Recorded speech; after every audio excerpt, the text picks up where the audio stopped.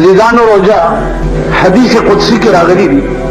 چې رسول الله صلی الله علیه وسلم ته الله پاک وویل چې حبیبا ته خپل امت ته وایا چې ستاسو په دې خله کې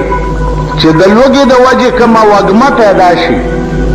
نو اطيب عند الله من مسك. الله وایي چې دا ماته د مشک او د عنبر نم زیاته خوشبویدار ښکاري. سبحان الله وبحمده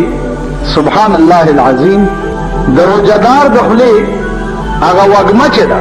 هغه هم الله وایي ماته د مشک او د عنبر نه بهتر ده. دغه وجه ده چې امام شافعی رحمت الله علیه فرمایي چې پروژه کې دې سره مسواک نه مګي ځکه چې دروځي هغه وګم چې د الله ته ډېر عزیز دی نو چې مسواک اومږي او وګم بلری شي. د امام ابو حنیفه رحمت الله علیه مذهب دا دی چې نه دغه ولا خلوف فم الصائم اطيب عند الله من مسك. دینا مراد گویا دا ظاهری وګم د خله نه دی، دینا مراد هغه وګم د معدې او د لوګي دی چې کوم د معدې نه راوچتي او هغه په مسواک نه ختمي. لہذا مسواک چې دی پروژه کې هم کول پکار. بل روایت ته حدیث قدسی دی رسول الله صلی الله علیه وسلم فرمایي چې ما ته الله وې چې الصوم لي وانا اجزي به. اے حبیبا دا روزه زما ده وانا اجزي به او د روزه ثواب چې دی هغه به زه په خپل لاس خلقو ته ورکوم. محدثین را فرمایي چې په قیامت کې بس څومره نیکۍ چې سړی کړي وي د دې نیکو ثواب به د ملائکو په لاس ورکړل کېږي. واحد نیکی چې دا هغه به په قیامت کې روزه وي چې د روزې ثواب به الله په خپل لاس روزهدار ته ورکړي. د هغې وجه څه ده؟ د هغې وجه دا ده چې په هر عبادت کې ریا راتلی شي. مونځ کېدی شي سړی دې دپاره کوي چې خلک راته ښه سړی ووایي. حج کېدی شي دې دپاره حج کوي چې خلک راته حاجي صاحب ووایي. زکات دې دپاره ورکوي چې خلک راته سخي ووایي. نو هر عبادت کې ریا راتلی شي. واحد عبادت چې دی هغه روزه ده چې په روزه کې ریا نشي راتلی. اوس تاسو څه خبر یې زما روزه ده که غسل خانې ته اودس ته ننوځم او دننه اوبه وڅښم نو ماله څوک خبري چاته پته لګي؟ هېڅوک نه خبري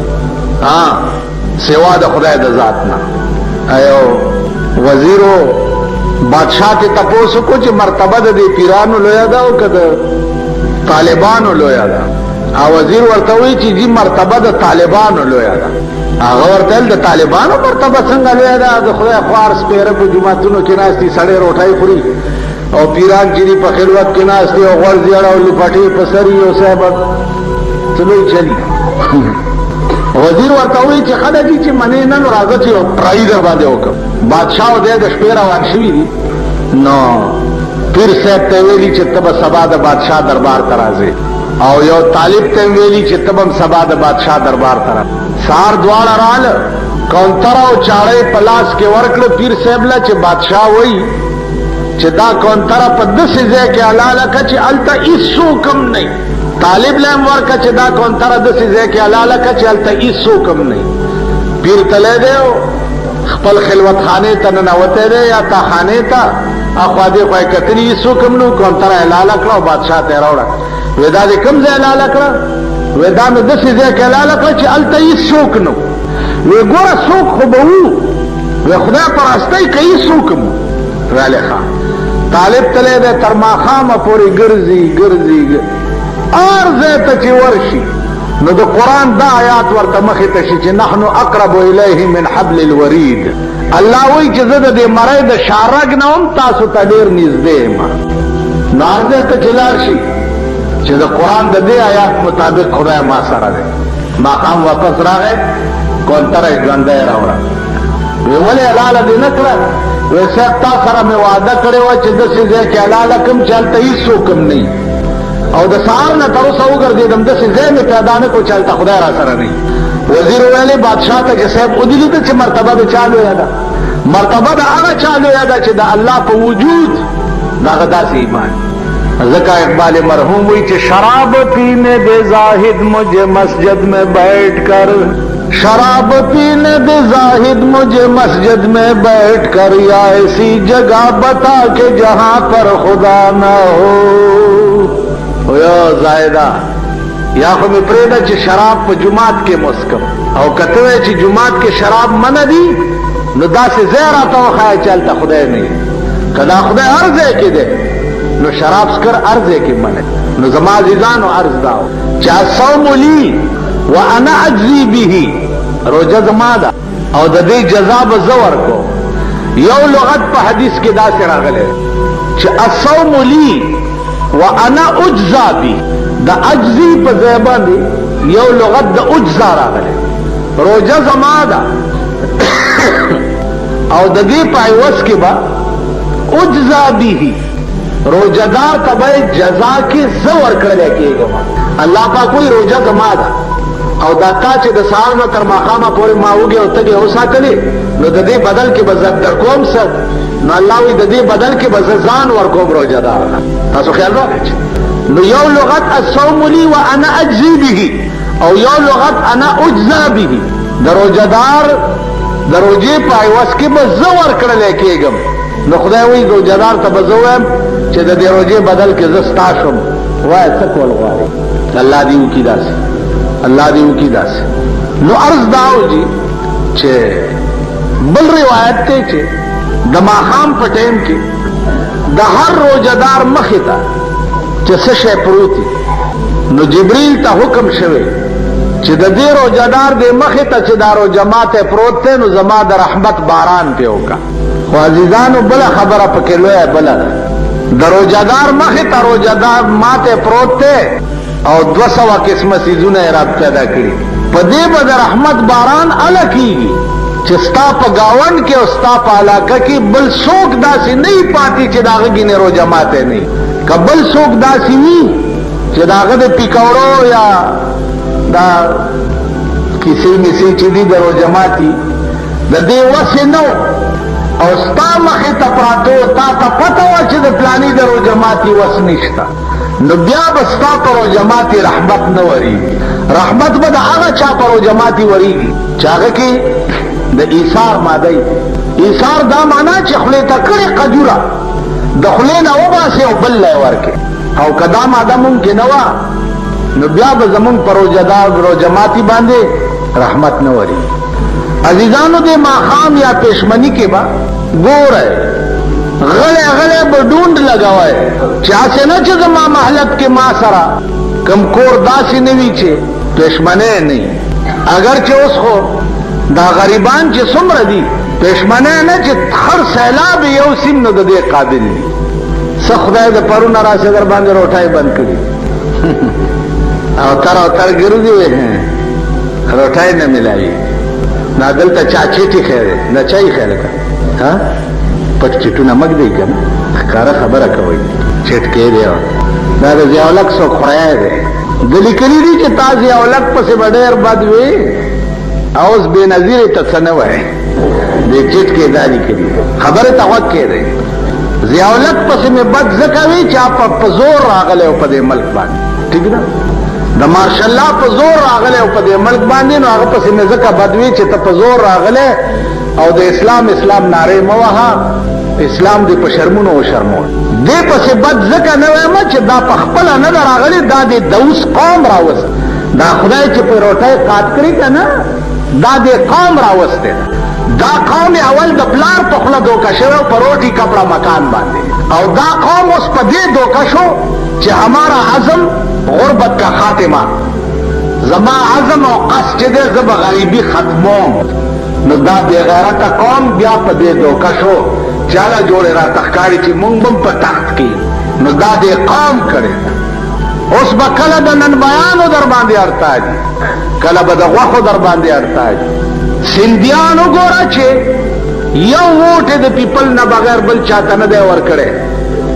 ارش پپ کې لس کې مکیږي کیږي کنه کی نن ګوره اخبار کې بیگام پکې لس کې مشری دی او سلويخ پکې زخمیان سره نخکاری سغیبی پیریان دی روزی او ګر ورکی سړی وګورځي کی پته نه لګي تاسو چې د خدای د پیغمبر د خیرو په ذات کې راغلي چې الله باغ قوم ته خورز نه خي کم قوم چې خپل مشره خزه جوړي پیغمبر د تخیری کړی چې خورز بنه ګورای کې خیری تاسو خیال راغی خاورز به نه ګورئ پیغمبر چې چا تخیری وکي داغه قوم بیړي تبا ده نن ټول پاکستان د پیغمبر د خیرو په ضد کې دی آئنده مرکزی بجټ نن د بېنظیر صاحب بیان دی الله دې تخت و بخت برقرار لري سور ته خوشحالیږي کلی ته تلو مانګه بوډا پرې دی را پاسې ما ته چې ملا وسه مالا چې دی ویل کې ډېر باد مایا ماړه تاسې چې ګورو خوشحالي تاسو پوه شئ وای چې مرکزی بجټ چې دی به لږ سخت دي مرکزی بجټ به سخت دي اوس خدای پوهېږي چې تاسو روټي خلاص په دې خبره پوهېږئ که نه پوهېږئ چې مرکزی بجټ به لږ سخت دي مرکزی بجټ به سخت دا معنا چې اوړه به نور ګرانېږي 80 روپۍ بوری اوړه ګران 80 روپۍ بوری سوی ګیس په ډبل شو بجلی بل په ډبل شو دا لا د بجټ نوم او نشان هم نشته او دا مهنګایي جوړه شوه نو سوی ګیس ډبل بل بجلی ډبل بل اوړه 80 روپۍ من بوری ګرانه او نن بئی که روپۍ روټۍ کړه کافر شو نیسئ یې په جیل کې اچوئ روټۍ ګرانه کړې ده دا زموږ سترګو کې خاورې اچولو دپاره د حکومت دا کار کوي چې هغه دې نن بیان ونیوه که نه روټۍ ګرانه کړې ده نو ته ځان ولې نه نیستی چې تا اوړه ګران کړي که تا اوړه ګران که خیر دی که تا بجلی ګرانه که خیر دی که تا سوی ګیس بل ګران کو خیر دی او نن بئی که روټۍ ګرانه که نو انیسي په حوالات کې اچوي اوس تاسو دماغ ته هم دا خبره نه پرېږدي چې او دا نن بیان ډېر کافر دی تاسو دا دا نن بیان ډېر کافر دی ته وګوره په روپۍ روټۍ نو په دغه سترګو ړوند شي چې په ټپو کښېنې او لاس تپې او څه په نظر دخل کړي نن بۍ روټۍ روپۍ باندې ولې کړه ځکه چې حکومت 80 روپۍ بوری ګرانه کړه حکومت د سوی ګیس بل یو په 3 کړو که نه حکومت د بجلی بل یو په 3 کړو که نه نو نن بۍ بم اوس چې په منډۍ کې لوی لوی ارتیان دا لکپتیان او کروڑپتیان د سرو باټینګرو کریټ د 500 نه په 1.5 روپۍ کریټ کې نو دکاندار به په 10 روپۍ کیلو نه خرڅوي نه ده خرڅوي په منډۍ کې چې په یو میخه باندې 2000 روپۍ ټیکس حکومت لګولی دی نو کساب به په 20 روپۍ کیلو غوښه نه خرڅوي خیر د شي بنیاد ته هم ګورئ که د پاکستان ټول قانون چې دی غریب دپاره دی مالدار دپاره نه دی د منډۍ مالدار او کروڑپتیان هغې ته قانون نشته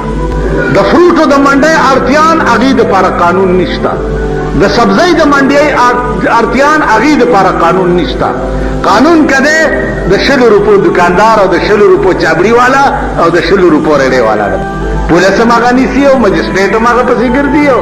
رمضان کې خاطر مهنګایي ختم کړ مهنګایي خو تا راوسته که مهنګایي خو تا وکړه بیا داسې حالت جوړی لګیا یې چې آینده ګرمۍ کې به غریب سړی د پټي لاندې هم نشي کېناستی چې بل به نشي ادا کول بیا چې بل که په دروغو در پسې زیات راغی بیا ستا خبره څوک اوري خدای په راستای چې خړ پړ وي که تانۍ له ورشي د سپي عمره نظر درته څوک نه کوي که کوي نو چې ورشي داسې درته کوز پاګور وي چې سپېره دی که غوړ دی و چې سپېره شیخه څه چل دی ته داسې څه چل دی بس لکه د ګیدړ لکۍ په دغه کې ومنډې او منډې تم ځان جوړ کړي چې جوړ نیسي مې که څه چل خبرې ته دې هم نه پرېږدي او نه دې خبره څوک بجلی دفتر ته ورشه چې دا بل زیات راغلی یو باقاعده ده سره کاکا بل داخل که بیا جګړه کوه ځه و بابو صاحب وردک هغه غریب منډه کې ور خبره در سره په سمه خوله څوک نه کوي دا ملک دی یا دا وطن دی وطن څه ته وایي وطن دې ته وایي چې په یورپ ممالکو کې ته چې چا نه تپوس وکړي چې پلاني ځای ته کومه لار تللې ده نو د ټریفک سپایي به در سره کینی نو عین هغه ځای ته به دې ورسوي او بیا به در نه دی راځي د شا او د ګدا دپاره یو شان قانون نن ستا په ملک قانون غریب دپاره دی سرمایهدار دپاره تاسو خو تجربه وکئ د کلي په یو خان باندې ورشئ دعوا وکئ په تاڼه کې که ستا راپورټ یې واغستو نو راشئ زما نه دا ګیره کډه الټه به دې وغړبئ چې په خان دعوا کې بیړه دی تاسو خیال راغی نو د پاکستان به خاوره څه ګوري چې د کم ملک قانون ټوله ورځ غریب سره ظلم کوي او سرمایهدار ته هیڅ نه وایي ټوله ورځ د کمل قانون ټول ورځ غریب په ضد کې اغستې وي او سرمایدار ته غږ نه کوي هغه ملک به ښه ورځ ګوري هره ورځ خدای پاک نوي نوي اسباب د پریشانۍ درته جوړوي نیخې ورکې شوې اوس هر کساب سره چې ګورې د اوښانو غوښې ځوړوي خدای خبر حل درته وایي که نه وایي وایي درته دا څومره غټ غټ پتونونه چې ګورې ته خدای جوړ غټه میخه یې لاله کړې دا ټول اوښان دي بله ورځ ګرځېدم 5 کسابانو ته ورغم سر دی راته داسې وخوځول څه دي ویله اوښ دی نو انشاءالله اوښانو ته رالی اوښ خو بیا هم ښه شی دی حلال شی دی خره خوراک به هم په نصیب کړي او دې قوم والله العظیم چې د خره او د اس غوښې هم په دې قوم خوروني دلته یو چرته به مردار اس به به چولي ته راغی وه دوکان ته صفا به کړه هغې غوښه سره غوندې بیا نن مې داسې جوټه حلاله کړې چې خلکو به ترې واخیست دې قوم د سپي غوښې د ګډوري د غوښې په نرخ کې خرڅې کړي د سپي چې بیا د انګریزانو حکومت کې آډر وشو چې دا خپې مې به تر هغې کې نه غوڅوئ چې تر څو پورې دا غوښه ټوله خلاصه شوي ځکه چې سپي بیا راوړل او ځوړند بیا که بیا دا کچه باره دی روژه د اچارونه به هم ډېر خورئ ورشئ د اچارونو په چټو کې وګورئ دا مږې پرتي تاسو خو ډېر په شوق پوړی روانه کړي که نه مازدیګر ټایم کې چې زه دغه چمنی روان دی او چمنی له اچار وړي هغې دا مږې پرتي دا د غوړو ټیمان دي پخوا به دې کې مږه وغورځېده مږه به یې ترې لړه کړه ټیم به یې کېښول بیا اختر را روان دی پکې اوبه وځي په هغه ټیم کې به اختر کې پکوړې پخې کړې او په تاسو به یې وخوړل قسم په خدای دی دا د سپېغولو صد ګوره پکې دا د مږو غول پراته په دې کورکمان کې دې قوم سرې خښتې اوړه کړي 400 روډ په جرنده باندې سرې خښتې پکې اوړه کړي دي او کورکمان کې ګډې کړي او په دې قوم یې خورو نو چې څنګه یې دغسې در سره کېږي مازدیګانو قوم د قوم نن د پیغمبر د خیرو په ضد کې دی الله دې په خپل قدرت کامله سره اسباب ورته جوړي خوراک سکاک نه ځان بندولو ته نه وایي روژه د دې ټولو څیزونو نامه ده بعضې ائمو تر دې پورې لیکلي دي چې که چا په روژه کې غیبت وکړو پردي بدې وویلې د خپلو مفادو دپاره نو په دې روژه ماتي